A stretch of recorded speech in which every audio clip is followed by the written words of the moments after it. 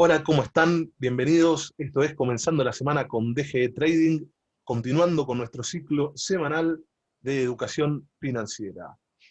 En el último video estuvimos hablando de cómo establecer los costos y hoy vamos a hablar sobre los ingresos, más específicamente sobre el presupuesto en sí mismo. Para eso estamos con Diego Gallo, nuestro contador y licenciado en Administración de Empresas. ¿Cómo estás, Diego? Hola, sí, ¿cómo va? Muy bien acá, arrancando la semana con todo, ¿eh? La verdad que hoy tenemos un temita interesante que, bueno, esperemos desarrollarlo de la mejor manera y que se entienda.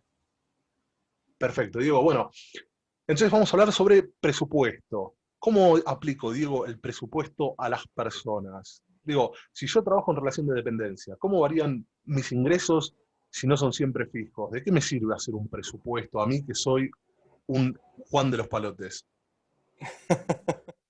Ok, a ver, sí, vamos a empezar de esta manera.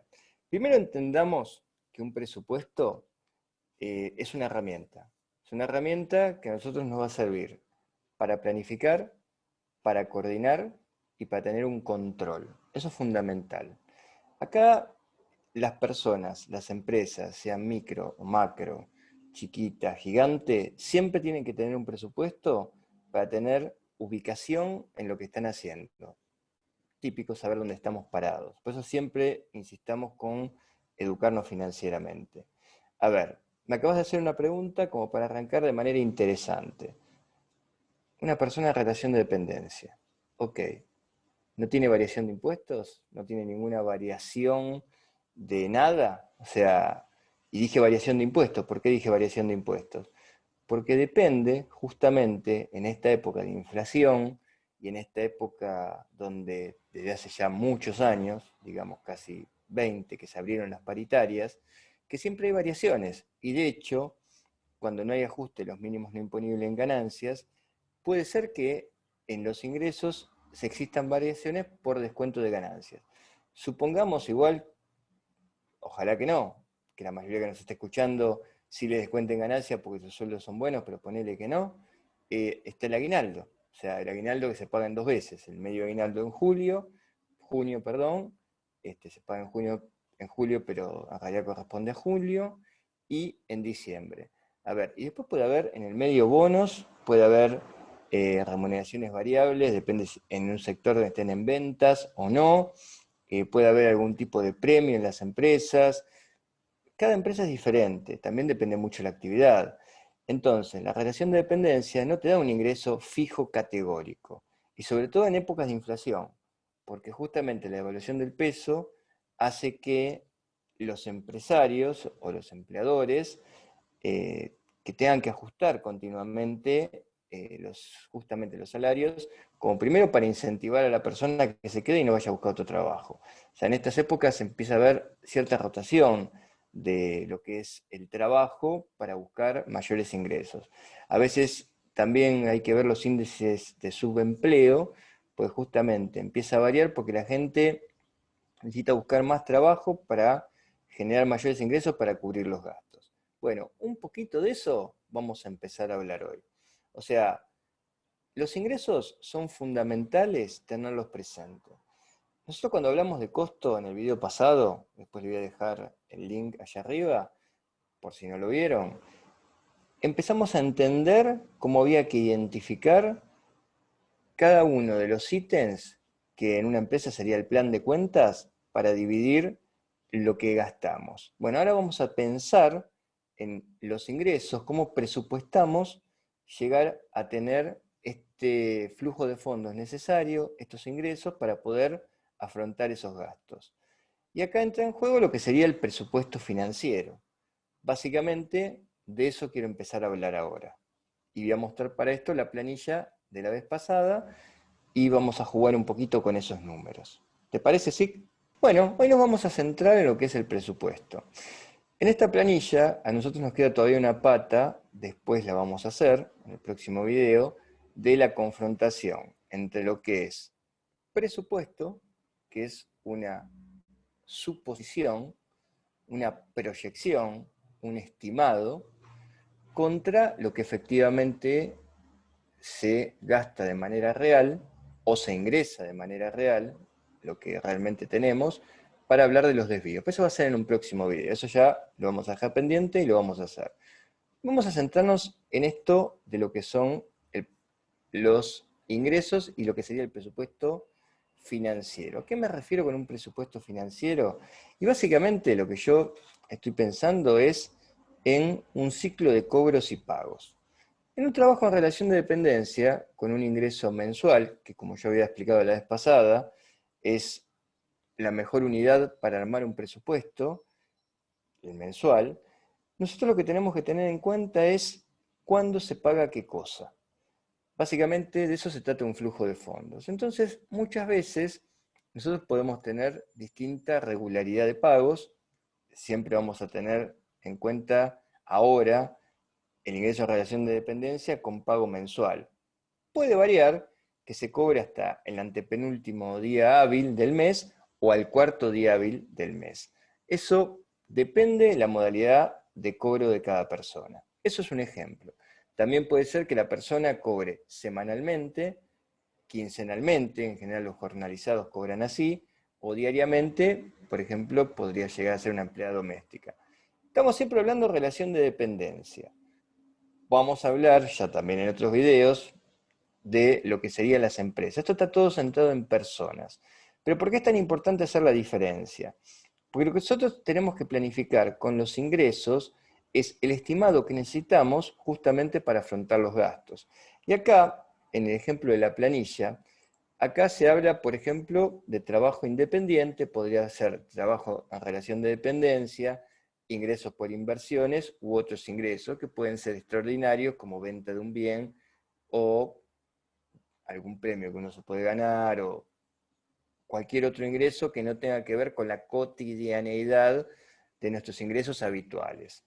Bueno, el trabajo entonces en relación de dependencia nos va a generar ingresos que nosotros necesitamos básicamente para ir pagando los gastos que se nos van generando.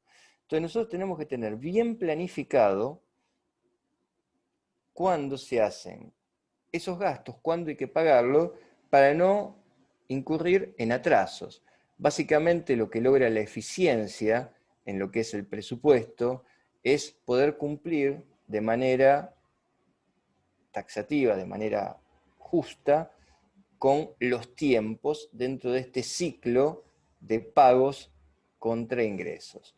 Ahora, por ejemplo, habría cuestiones en donde a mí me convendría en algún caso no atrasarme, como había dado el ejemplo en el video pasado, con la tarjeta, de no pagar el pago mínimo, pidiendo, por ejemplo, una caución, como es en la bolsa, si yo estoy invirtiendo, o sacando un adelanto de sueldo del mes que viene para pagar la tarjeta y no incurrir en intereses cada vez más grandes. Pues justamente el adelanto de sueldo no tiene intereses, la caución tiene un interés muy bajo, y ahí estamos, no digo haciendo tasa, porque no sería el ejemplo mejor, pero sí estamos gastando menos. Y justamente es el flujo de fondo de los ingresos contra los gastos lo que tenemos que tener muy presente. Básicamente, tenemos que identificar cuándo son los vencimientos también de ciertos servicios o de ciertos impuestos. Por ejemplo, cuando uno tiene un auto, o mismo se alquila o tiene una propiedad, a uno le llegan las patentes anuales o el ABL anual o rentas anual para pagar a principio de año. Si uno fue cumplidor, le hacen un descuento y por pago total, otro descuento adicional. Ahora, acá la pregunta sería la siguiente. A ver, si vos qué opinás. Si yo te digo hoy, contestame, lo vas a sacar enseguida, porque la tenés clara y porque invertís, y cualquier persona lo puede sacar enseguida. Si yo te digo hoy, la patente del auto, te hago un descuento del 10% y como fuiste como es contribuyente cumplidor, tenés otro 10% de descuento más. O sea, hoy si me pagas todo el año, te hago un descuento del 20%. Entonces yo te pregunto, ¿me conviene pagar hoy todo el año de la patente o dejo que se vaya ajustando mes a mes o bimestre a bimestre y pago diferido. ¿Qué opinas vos de lo que debería hacerse? Más allá de, o sea, tu particularidad si tenés un auto. Lo mismo con el ABL aplica igual, o sea, o rentas. ¿Qué A ver, opinás? a ver, depende mucho por qué ajuste la patente también, ¿no?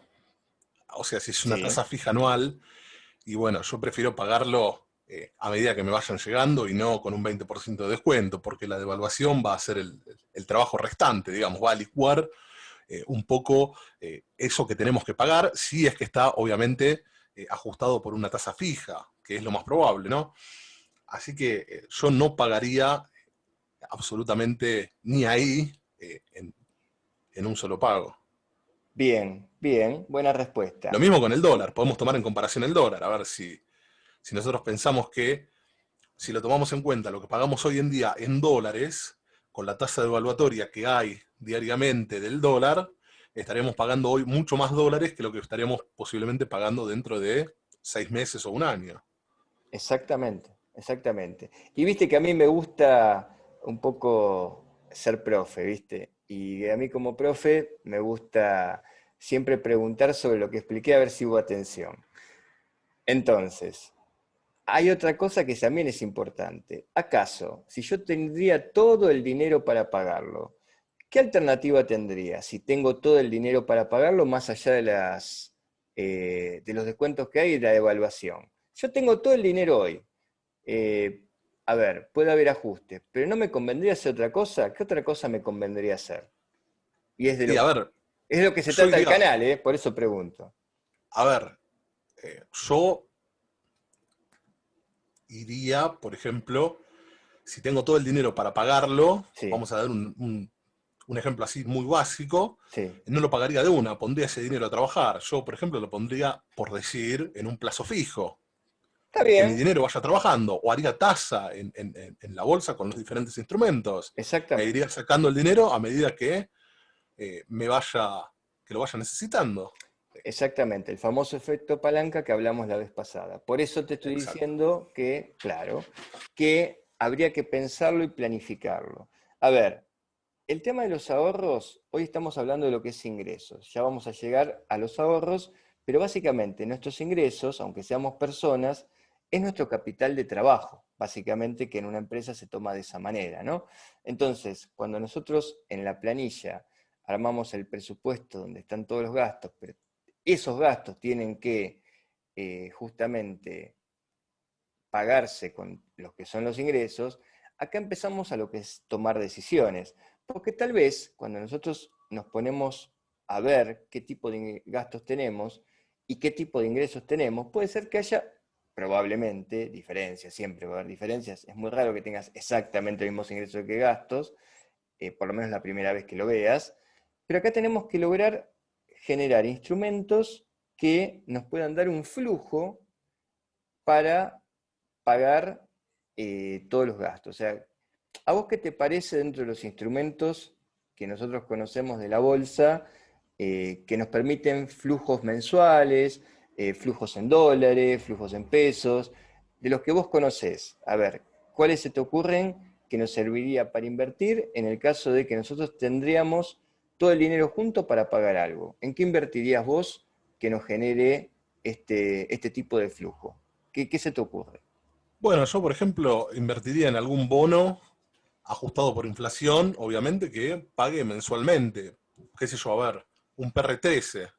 Claro, ahí está. El PR3 se paga mensuales en pesos y te da un flujo de bonos. Tal vez no es la mejor tasa porque es fija, pero vos sabés que tenés un ingreso fijo, que también tener una previsión de lo que es algún ingreso es bueno porque vos estás también previsionando contra lo que vas a gastar y siempre, como decía un filósofo hace mucho, denme en un punto fijo y mover el mundo, básicamente sirve que tengas algún tipo de, no certeza, pero alta probabilidad de ocurrencia. Entonces, ahí es donde vamos. Un bono PR13 te daría un flujo mensual en fondos, en pesos. Pero nosotros siempre hablamos que hay devaluación, que hay justamente, como decías antes, el tema del dólar, justamente una pérdida del poder adquisitivo. Decime, pensemos esto. ¿En qué otro instrumento eso se puede posicionar como para evitar esta pérdida? Que a vos se te ocurra, ¿no? Y bueno, tenés varios instrumentos. A ver, por ejemplo, tenés obligaciones negociables que ajustan por dólar link. También tenés por ahí algún, qué sé yo, algún bono en dólares, algún bono provincial como el CO26, también, Bien, que hace poquito también pagó cupón. sí. Instrumentos tenés muchos. Tenés, por ejemplo, también bonos en pesos, dólar link, que son atados al dólar oficial. Eh, Hay instrumentos.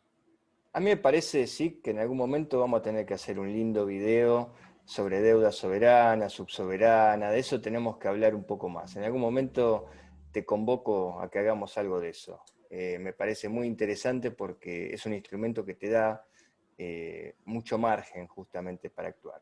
Pero bueno, volviendo entonces a esto de los ingresos.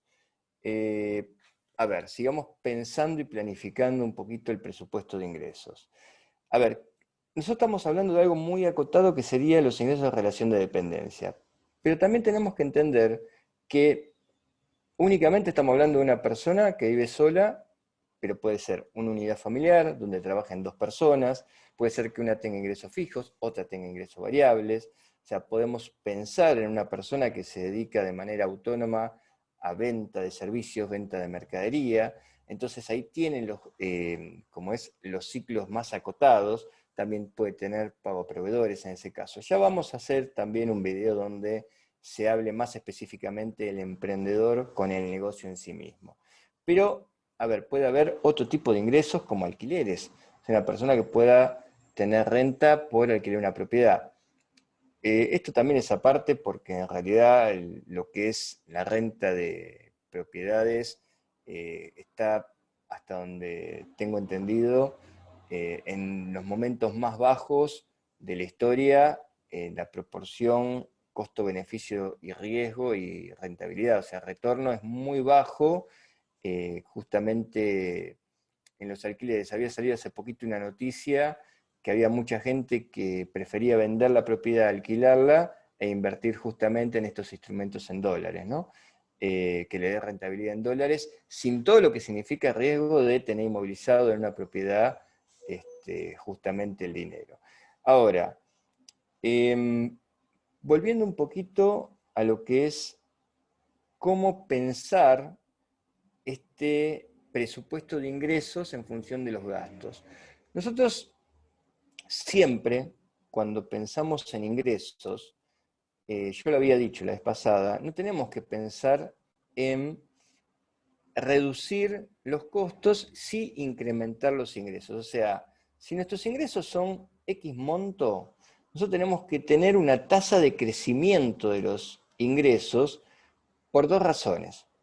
La fundamental, por Argentina, que es un país inflacionario, que el poder adquisitivo va variando y tenemos que tener muy presente y muy identificado, por eso yo hago mucho hincapié en esto, en nuestro estilo de consumo. Porque aunque el índice de inflación, el índice de precio al consumidor a nivel general sea X porcentaje, probablemente tenga una relación con nuestros gastos, pero hay que ver cómo está compuesto justamente nuestros gastos. Si nosotros somos una persona, a ver, que consume mucha carne, o que no consume carne, o no sé, no puede consumir harinas, o no sé, tiene hijos en el colegio, o tiene X prepaga, o tiene un auto, o X cosa, probablemente esos valores van a cambiar sustancialmente a la hora de pensar en un incremento de ingresos o pensar en justamente esa variación de los gastos. En el presupuesto de ingresos siempre hay que tener una tasa de ajuste.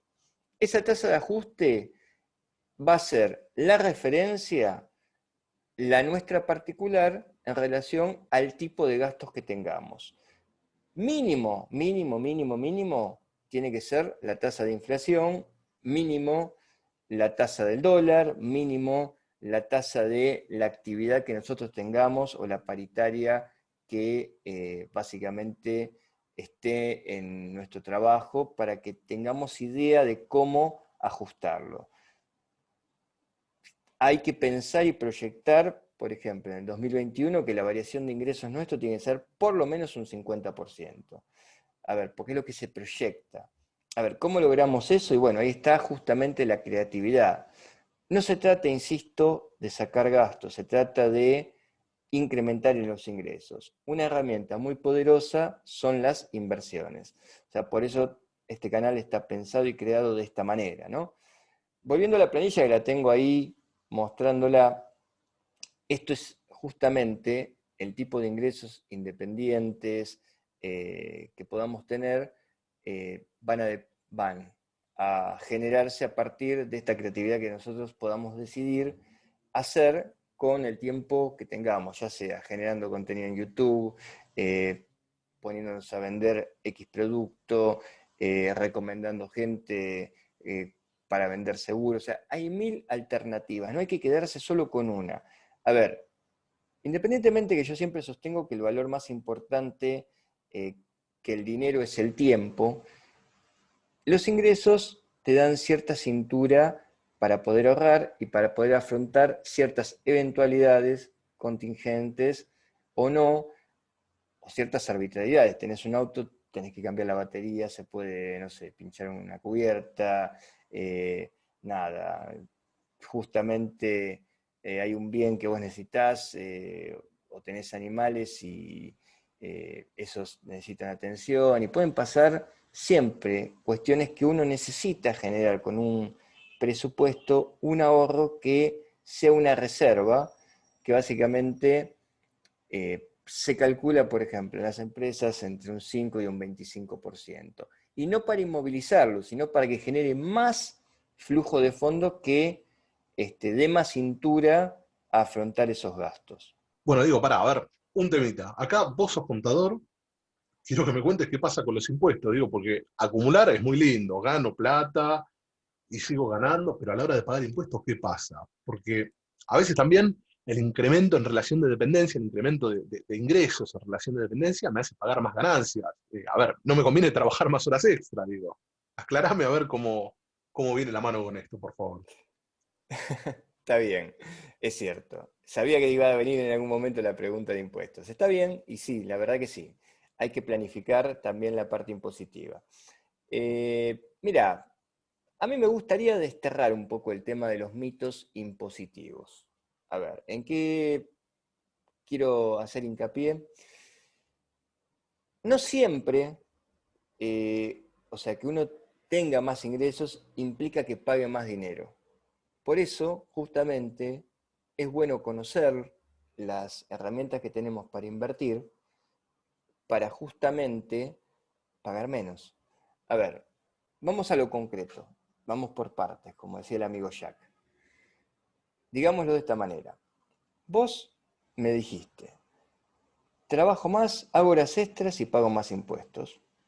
Sí, puede ser. O sea, en algún momento, después le vamos a dejar el link si quieren, voy a empezar a explicar un poco lo que es ganancias. El famoso impuesto tan cuco, que supuestamente hay un proyecto para actualizarlo integralmente, porque hasta ahora lo único que nosotros sabemos es que se sube el mínimo no imponible. Siempre cuando hay pregunta cuánto pago de ganancia y no hay una respuesta exacta, porque es igual para una persona cuando gana lo mismo y está en las mismas condiciones que otra, con la misma deducción y todo, pero varía un poquito y ya cambia. A ver, las alícuotas de ganancia van entre el 5 y el 35%, o sea, a ver, hay mucha variación, hay muchas deducciones, hay muchos gastos que hay gente que no sabe. Por ejemplo, ahora está el tema del CIRADIC, que se empiezan a deducir cosas. Si uno lo conoce, esto, y lo puede planificar, yo te puedo asegurar que el mito famoso de hago horas extras y pago más tienen límites. ¿A qué voy con esto? Vamos a ponerlo de esta manera. Si vos haces horas extras, por ejemplo, hubo un momento que tuvieron exentas las horas extras, que no te podían pasar de categoría, que no había un sobrepago de eso, pero independientemente de eso ahora, vos pensás que es un ingreso que no tendrías. Entonces, vos me decís, yo hago las horas extras para pagar más ganancias. No, si vos no hicieras las horas extras, toda la ganancia esa te la descontarían y básicamente tu ingreso neto sería menor. Con las horas extra vos lo que estás haciendo es que tu ingreso neto sea mayor. Lo que pasa es que separemos esto. Vos tenés un ingreso bruto. Ese ingreso, y no es que te dije bruto, dije un ingreso bruto. Ese ingreso bruto incluye todo. Después te hacen los descuentos por obra social, por seguridad social, la jubilación, y vos te podés deducir si tenés hijos, personal doméstico, si alquilás, ropa de trabajo y un montón de cosas. Entonces, ¿qué pasa? Vos eso ya lo tenés si tu sueldo supera el mínimo imponible y es plausible de que pague ganancias. Pero ¿qué pasa? Vos haces horas extras. Esas horas extras pueden ser que te hagan pagar una alícuota superior de ganancias. Pero ¿qué pasa? Va a ser sobre el bruto que te van a cobrar. Entonces, tu sueldo neto, si vos no haces las horas extras, va a ser menor que si las haces. Y acordate que en el peor de los casos, las horas extras te van a generar una alícuota máxima de ganancias, después de deducciones, que siempre en proporción, ese ingreso mayor que tenés por las horas extras, nunca va a ser negativo. O sea, te va a generar hacer horas extras que cobres menos de lo neto. Después podemos analizar si hacer horas extras te genera un costo de oportunidad donde tu hora vale menos haciendo horas extras que no haciéndolas. Pero eso es otro tema. Y el costo de oportunidad del tiempo, sobre todo. Por eso yo soy más de siempre pensar en incrementar el ingreso. Una vía puede ser horas extras si están habilitadas, pero también puedo pensar en hacer otra actividad o de otra manera. Por eso no siempre el tema impositivo a nivel puntualmente ganancias en el trabajo en relación de dependencia, que es ingreso de cuarta categoría, significa que vas a cobrar menos de bolsillo. Porque ese es el tema, cobrar menos de bolsillo. Ahora, por otro lado, justamente, esto que estábamos hablando de acumular dinero y ganar más. ¿Por eso se paga? Depende. Si vos al 31 de diciembre de cada año, el dinero que vos tenés ahorrado, lo tenés en una caja de ahorro en pesos o en dólares, eso está exento. Si lo tenés invertido en acciones o bonos, está exento. O sea, vos podrías tener acumulado cierto dinero en esas condiciones puntuales y no pagar bienes personales, porque estaría exento. A ver, vos me podrías decir, sí, está bien, pero el riesgo de tenerlo en un banco, a ver, si pasa algo, prefiero tenerlo en mi casa. Ok, tenés un mínimo imponible para pagar. Y ahí vos mesurás el riesgo de tenerlo en esa fecha, el dinero. A ver, para nosotros que invertimos, tenerlo esos días invertido no hace la diferencia. Ahora vos me preguntás, costo de oportunidad, y la verdad que en una inversión en bolsa tenés otras condiciones que te permiten tener cierto resguardo para evitar lo que pasó en los bancos. Pero bueno, a ver, justamente esto se trata, de incrementar la educación financiera como para saber que existen herramientas e instrumentos financieros que a vos te permiten bajar la carga impositiva y ganar dinero. O sea, de eso se trata justamente.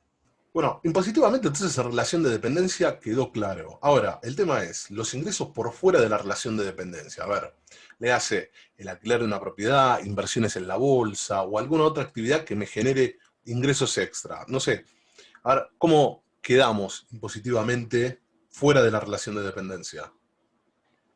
Me parece bien la pregunta, sí, sí, porque estamos hablando mucho de eso. En general, a ver, el grueso va a ser gente que trabaja en relación de dependencia, por eso hice tanto hincapié. Siempre hay más cosas para aclarar, pero en el grueso de la explicación me alegra que más o menos te haya quedado claro. Igual pueden dejar dudas, comentarios, obviamente se van a suscribir, tocar la campanita y difundir esto, lo van a hacer, ya lo doy por sentado, pero más allá de eso, todos los que quieran dejar de comentarios, bienvenido sea. Mira, en el tema de lo que es cualquier ingreso habitual, vamos a poner el caso de los alquileres.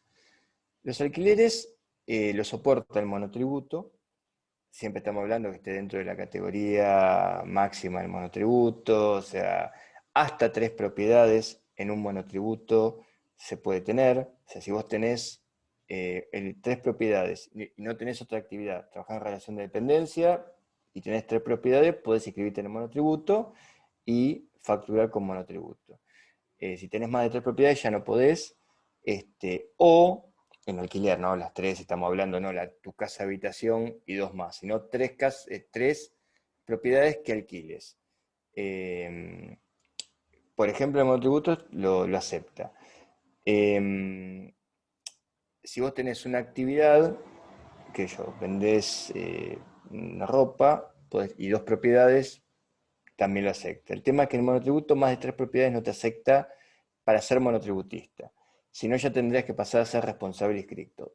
Y lo que nunca tenés que olvidarte es de inscribirte en ingresos brutos, que también, o sea, va a depender de tu jurisdicción donde vivís y tu jurisdicción donde alquilás. Eso también es importante. Es algo más técnico, pero es importante aclararlo porque el monotributo, a veces la gente cree que es lo único que hay que inscribirse y ingresos brutos es fundamental, porque después tenés más dolores de cabeza.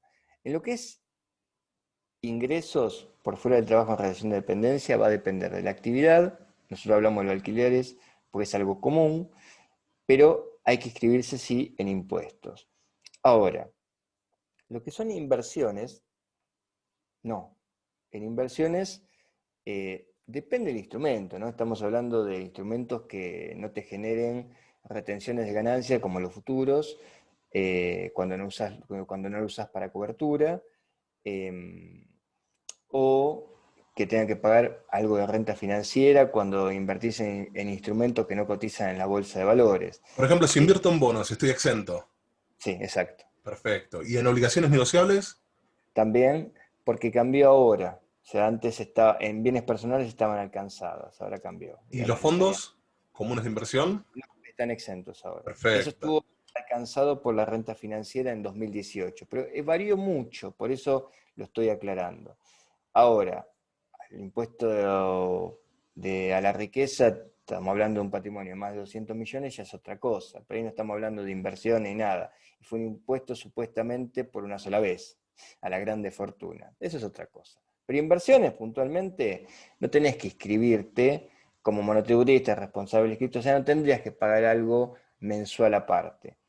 Pagarías en casos muy puntuales, y hay que ver si no te podés deducir, porque también sigue siendo algo técnico, pero vos podés ganar y también podés perder. A ver, y eso también se puede compensar. Aparte vos ganás X cosa, pero también puedes deducirte ciertos gastos. Básicamente, a ver, lo que quiero que se queden con la idea es que si vos sos inversor, no tenés que inscribirte en el monotributo en responsable inscripto. Lo que vos puede pasar, si a fin de año el dinero lo tenés en la cuenta comitente líquido, y ahí sí vas a tener que pagar, porque es como si lo tuvieras en tu casa. Eso sí, hay que tenerlo presente para a fin de año, el 31 de diciembre, estar invertido. Bonos, acciones, obligaciones negociables, fondos, algo. Caja de ahorro, o sea, pero que no esté dando vueltas. Ahora, si no supera el mínimo imponible, sí, vos podés tener 1 millón de pesos en tu casa. Medio raro, pero bueno, lo podés tener. O no, capaz que no. Si sos una persona que tiene mucha aversión a riesgo, y no, obviamente. Pero bueno, conclusión. Excepto que sí tenga alguna otra pregunta que me quieras hacer de hoy. No, la verdad que no, Diego, quedó todo muy bien explicado y no tengo ninguna duda. Así que, Dale, dale. Genial, no, está bien. Quería por las dudas, igual, obviamente, si hay alguna duda, surja en los comentarios, van a preguntar lo que gusten y estamos acá para responder. Como conclusión, para que hoy se lleven varias cosas de esto, hay que focalizarse en incrementar ingresos.